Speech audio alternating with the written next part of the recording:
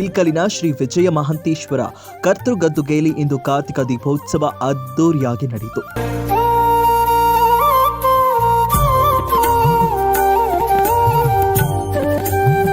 ದೀಪಗಳಿಂದ ಅಲಂಕಾರ ಮಾಡಿದ್ದ ವಿಜಯ ಮಹಾಂತನ ಗದ್ದುಗೆಯು ಎಲ್ಲರ ಕಣ್ಮನ ಸೆಳೆಯಿತು.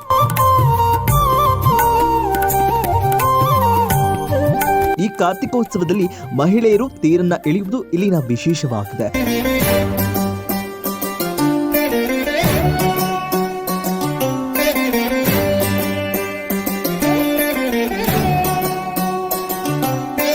ಸಾವಿರಾರು ಸಂಖ್ಯೆಯಲ್ಲಿ ಆಗಮಿಸಿದ್ದ ಭಕ್ತರು ದೀಪವನ್ನ ಹಚ್ಚಿ ವಿಜಯ ಮಹಾಂತನ ದರ್ಶನ ಪಡೆದರು. ವಿಜಯ ಧ್ವನಿ ನ್ಯೂಸ್, ಇಲ್ಕಲ್.